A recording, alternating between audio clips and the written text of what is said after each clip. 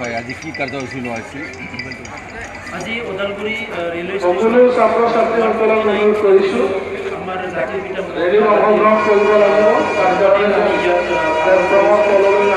কৰিছোঁ আৰু ইয়াৰ লগতে আজি যিহেতু international day of non violence আন্তৰ্জাতিক অহিংসা দিৱস হিচাপে সকলো বিশ্বতে পালন কৰে এই হিচাপে আমি পালন কৰিছোঁ।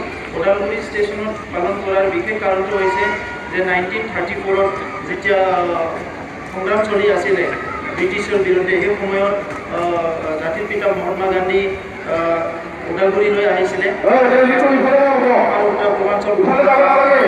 ওদালগুৰিত তেখেতৰ ট্ৰেইন ৰখিছিলে আৰু ইয়াতে বিভিন্ন মানুহ আহি তেখেতক লগ কৰিছিলে।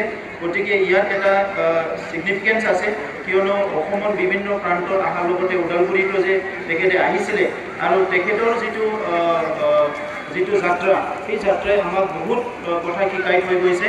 আজি স্বাধীনতা সংগ্ৰামত এই অঞ্চলত অংশগ্ৰহণ কৰিছিলে আৰু সেয়ে নহয় যে তেখেতৰ যিটো অহিংসাৰ বাণী, এই অহিংসাৰ বাণী আজিও এই অঞ্চলত চলি আছে। সেইকাৰণে দীৰ্ঘদিনৰ ধৰি যিটো আমাৰ অঞ্চলত বিভিন্ন হিংসা হৈ গ'ল, গতিকে আমি সময়ত আমি চিন্তা চৰ্চা কৰিছোঁ।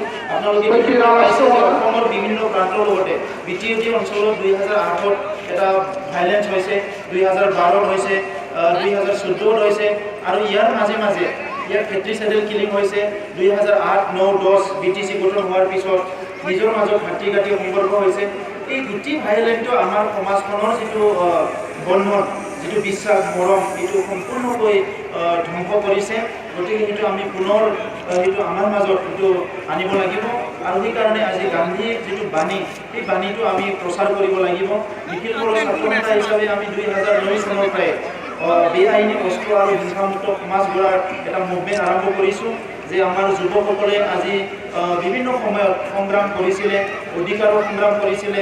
সংগ্ৰামলৈকে ঠিকেই আছে, কিন্তু সংগ্ৰামৰ পিছত যিবিলাক পৰিৱেশ ইয়াত উৎপন্ন হৈছে, এই আমাৰ সমাজখনৰ প্ৰতি এটা ভাবুকি হিচাপে আজি থিয় দিছে। তো সেইকাৰণে আজি হিংসা বৰ্জন কৰিবই লাগিব।